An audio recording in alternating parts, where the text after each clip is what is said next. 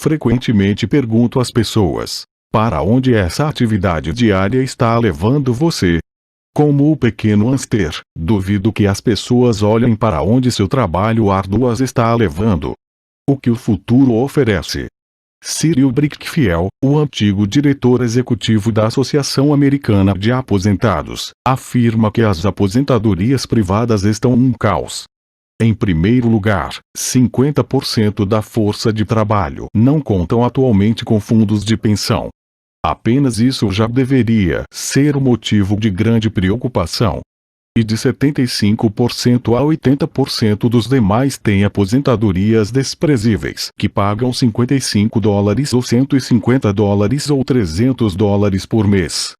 Em seu livro The Retirement Myth, o mito da aposentadoria, Craig S. Carpel escreve: visitei a sede de uma grande empresa nacional de consultoria especializada em aposentadorias e falei com uma diretora administrativa que planeja exuberantes planos para altos executivos.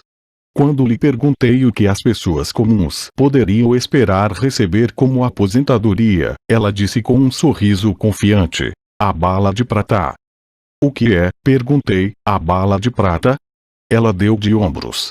Se os baby boomers 22 descobrem que não têm dinheiro suficiente para viver quando forem mais velhos, eles sempre podem dar um tiro nos miolos.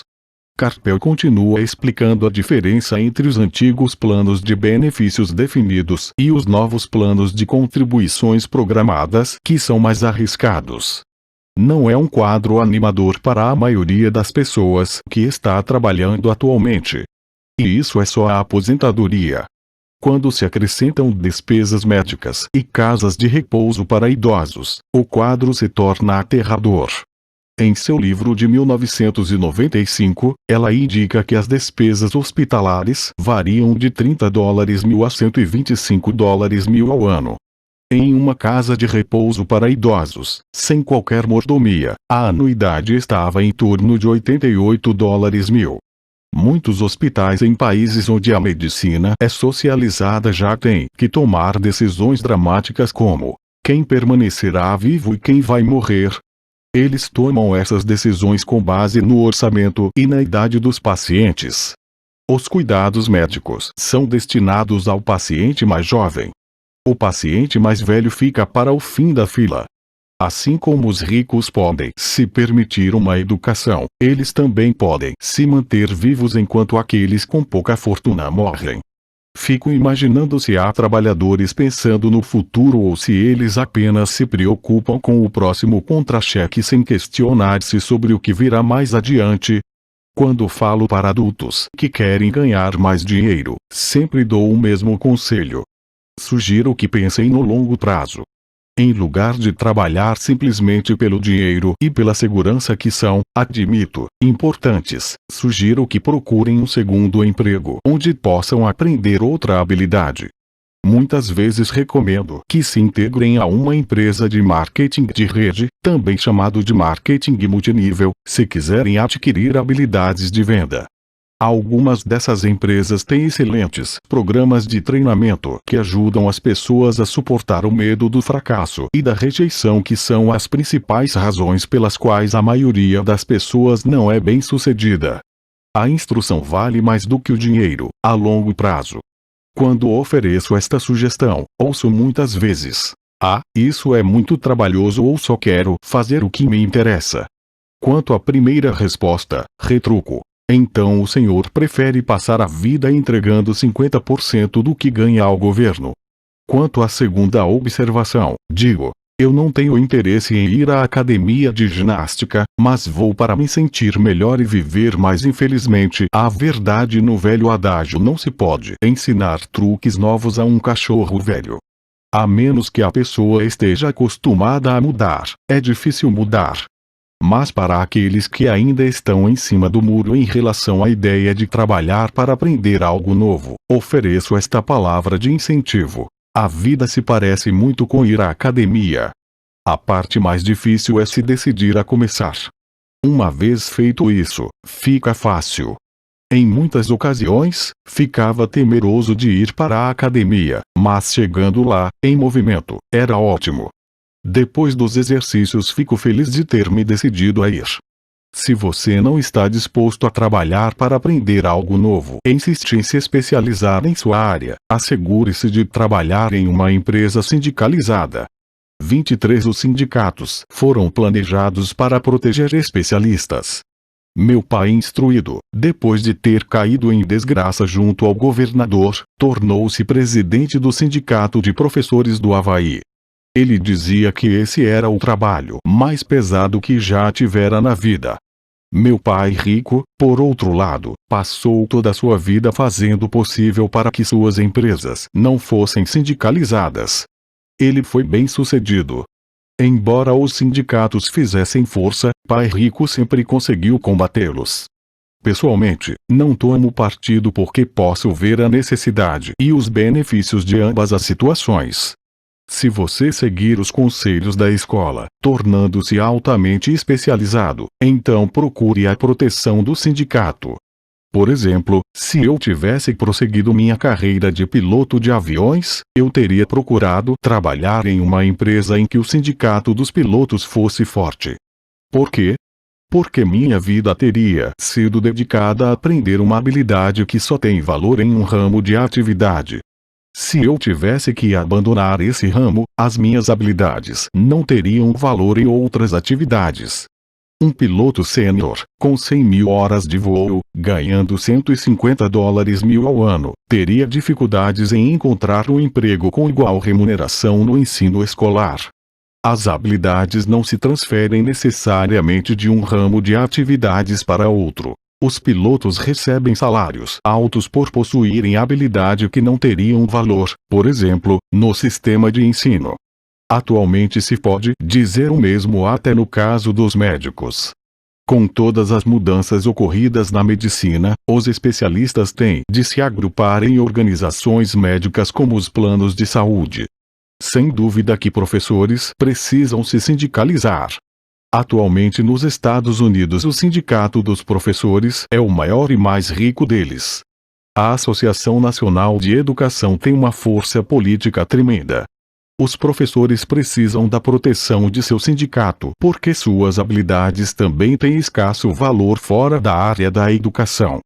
De modo que regra prática é: se for atualmente especializado, sindicalize-se. Quando pergunto às minhas turmas quais de vocês fazem um hambúrguer melhor do que o do McDonald's, quase todos levantam a mão.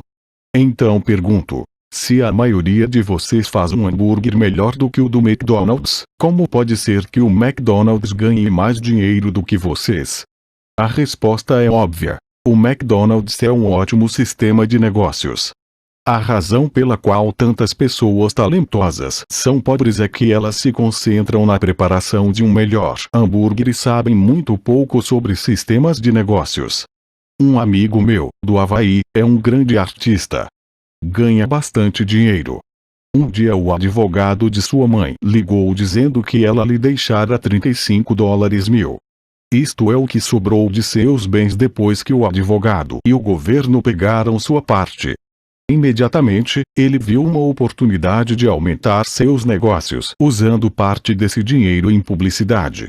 2 meses depois, seu primeiro anúncio em cores, de página inteira, apareceu em uma revista cara voltada para os muito ricos.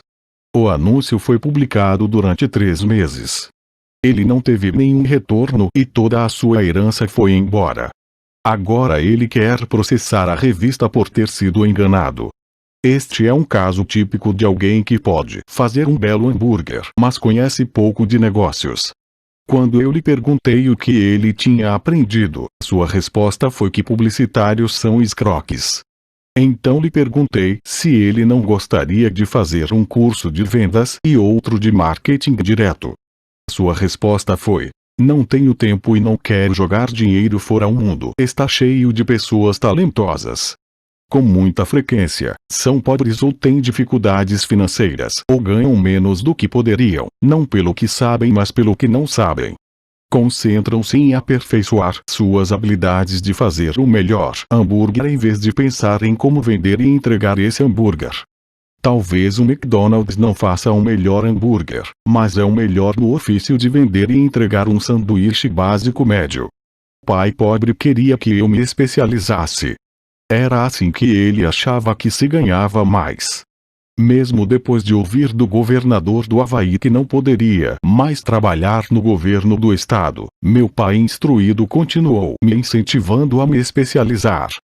Pai pobre então encampou a causa do sindicato dos professores, fazendo campanhas por mais proteção e maiores benefícios para esses profissionais altamente especializados e instruídos. Ele nunca entendeu que quanto mais especializado você se torna, mais você fica amarrado e dependente dessa especialização. Pai rico aconselhava-me que eu a nos prepararmos. Muitas grandes empresas fazem o mesmo. Procuram jovens recém-formados nas faculdades e começam a preparar essas pessoas para exercer, um dia, altos cargos na organização. Esses jovens brilhantes não se especializam em um departamento.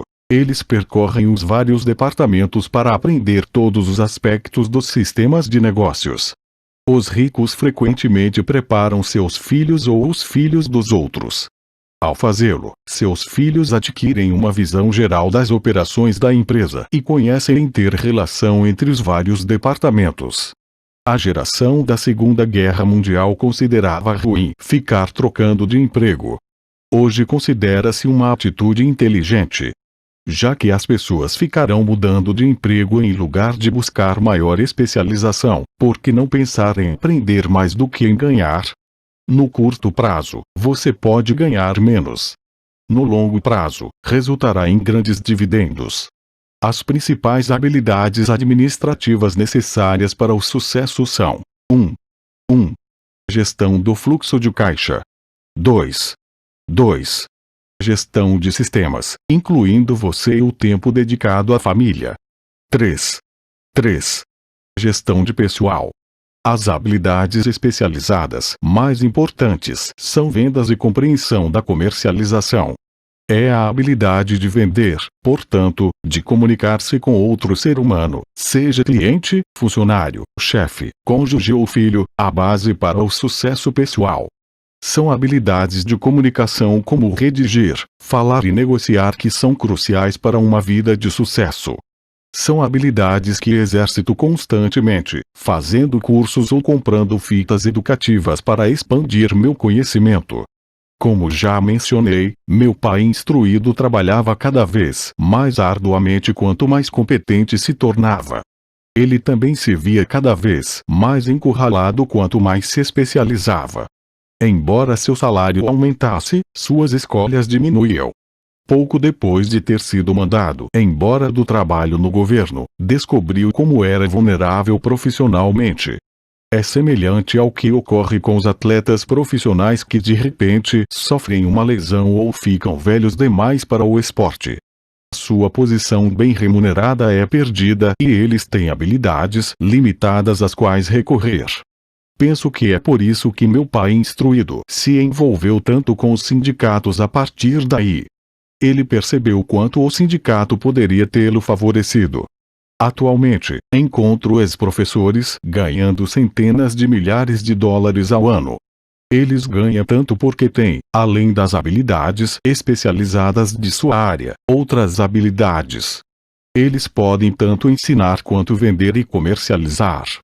As habilidades de venda e marketing são difíceis para muitas pessoas, sobretudo em decorrência de seu medo da rejeição. Quanto melhor você se comunicar, negociar e lidar com esse medo da rejeição, tanto mais fácil será a vida. Da mesma maneira que aconselhei aquela jornalista que queria tornar-se autora de best-sellers, repito isso para todos. Ter uma especialização técnica tem seus pontos fortes e fracos. Tenho amigos que são gênios, mas não conseguem comunicar-se efetivamente. Em consequência, seus ganhos são lamentáveis.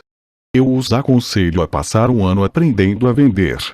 Mesmo se não ganharem nada, sua capacidade de comunicação melhorará.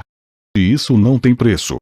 Além de sermos bons aprendizes e vendedores e de entendermos de marketing, devemos ser tanto bons professores quanto bons alunos. Para sermos verdadeiramente ricos, devemos ser capazes tanto de dar quanto de receber. Em casos de dificuldades financeiras, frequentemente, o que falta é dar e receber. Sei de muita gente que é pobre porque não é nem bom estudante nem bom mestre. Ambos os meus pais eram homens generosos. Ambos tinham como regra primeira o dar. A educação era uma de suas formas de doação. Quanto mais davam, mais recebiam. Uma diferença evidente estava na doação de dinheiro. Meu pai rico doava altos montantes. Doava para a igreja, para instituições de caridade, para sua fundação. Ele sabia que para receber dinheiro, você deve dar dinheiro. A doação de dinheiro é o segredo da maioria das grandes famílias ricas. É por isso que existem instituições como a Fundação Rockefeller e a Fundação Ford. São organizações destinadas a tomar a própria riqueza e aumentá-la, bem como a distribuí-la perpetuamente. Meu pai instruído costumava dizer sempre: quando tiver algum dinheiro extra, vou doá-lo. O problema é que nunca havia um extra.